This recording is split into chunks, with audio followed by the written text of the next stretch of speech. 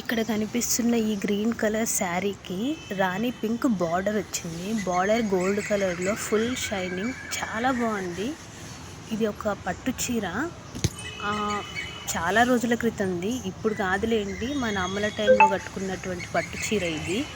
Border మట్టుకు చూడడానికి చాలా చాలా బాగుంది. అసలు దీన్ని లంగాగా మార్చమని, అంటే ఆ అమ్మాయి లంగా ఓనిగా వేసుకుంటానని చెప్పింది.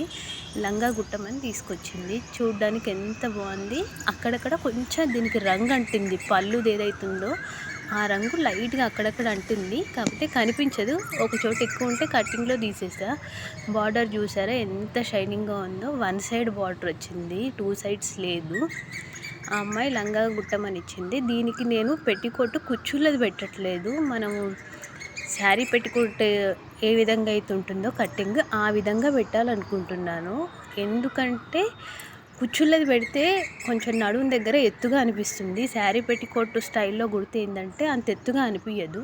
లంగా ఓని వేసుకున్నప్పుడు బాగుంటుంది. ఇక్కడ కనిపిస్తుంది కదా, ఇలా స్టిచ్ చేశాను. కుట్టిన తర్వాత ఈ రకంగా వస్తుంది. సేమ్ మనకి శారీ పెట్టికోట్ లాగానే ఉంటుంది. ఇది ఇబ్బంది ఉండదు. కానీ నడుము దగ్గర వచ్చేసరికి 1 ఇంచ్ పట్టి మాత్రమే పెట్టాను నేను. అంతకన్నా ఎక్కువ ఉంటే నీట్గా ఉండదు, వేసుకున్న వాళ్ళకి ఇబ్బందిగాను ఉంటుంది, చూడడానికి కూడా అంత బాగుండదు. అందుకని కరెక్ట్గా 1 ఇంచ్ వచ్చేంత మాత్రం పెట్టుకుంటే వేసుకున్న వాళ్ళకి చాలా బాగుంటుంది. దీనికి 1 సైడ్ జిప్ ఇచ్చేసాను.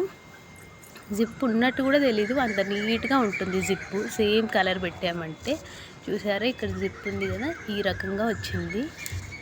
నడుము దగ్గర పట్టి మట్టుకు 1 ఇంచ్ పెట్టండి, ఎవరు పెట్టుకున్నా చాలా బాగుంటుంది. మొత్తం పూర్తి అయిన తర్వాత లంగా ఈ విధంగా ఉంది.